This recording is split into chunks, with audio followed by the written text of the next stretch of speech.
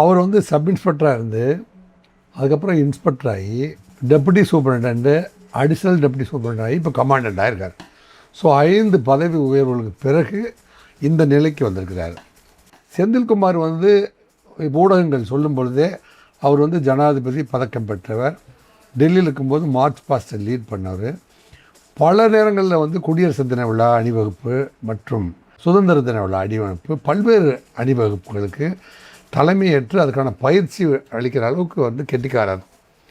அப்படி இருக்கிற ஒரு செந்தில்குமார் தான் வந்து கோவைப்புதூரில் கிட்டத்தட்ட 97ன்னு வைங்களேன், 2007, 2017, 2027 கிட்டத்தட்ட 28 ஆண்டுகள் வந்து காவல்துறையில் சிறப்பாக பணியாற்றின ஒரு காவல்துறை அதிகாரி. இதுக்கு அவர் மீது பாலியல் புகார் வந்து ஒன்று வந்திருக்கிறது.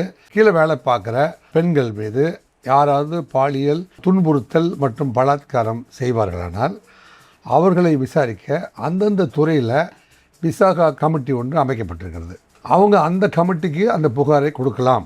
அந்த கமிட்டி வந்து ஒரு கமாண்டன்ட் லெவலில் இருக்கிறவங்கள வந்து விசாரணைக்கு உட்படுத்த போகும்போது இந்த செந்தில்குமாரா இப்படி நடந்திருப்பாரா, இவர் ரொம்ப ஒழுக்கமாக இருந்ததா தகவல்லாம் இருக்க அப்படின்னு கேள்விப்பட்ட வகையில் தனக்கு கீழே வந்து டெக்னிக்கல் ஆய்வாளராய் ஒரு பெண் அதிகாரி வேலை பார்த்ததாகவும் அந்த பெண் அதிகாரி தன் கணவரை விட்டு பிரிந்து தனிமையில் இருப்பதாகவும் அவர் அவ்வப்போது வந்து கமாண்டன்கிட்ட அந்த மாவட்டத்தில் இருக்கிற அந்த வாக்கி டாக்கி மற்றும் தொலைத்தொடர்பு கருவிகள், அவன் டிஎஸ்பியில் இருக்கிற பல்வேறு எலக்ட்ரானிக்ஸ் உபகரணங்கள் அத்தனையுமே வந்து சரி பண்ணுறதுக்காக செந்தில்குமார்கிட்ட ஃப்ரீக்வெண்ட்டாக தொடர்பு கொள்ள வேண்டிய ஒரு சூழ்நிலை ஏற்படுகிற பொழுது அவர் வந்து தனது கணவனை பிரிந்த ஒரு சூழ்நிலையில் வாழ்ந்து வருகிறார். அவர் நமக்கு ஏன் பெண் தோழியாக வரக்கூடாது என்று சற்று குறைத்து மதிப்பிட்டு விட்டார்.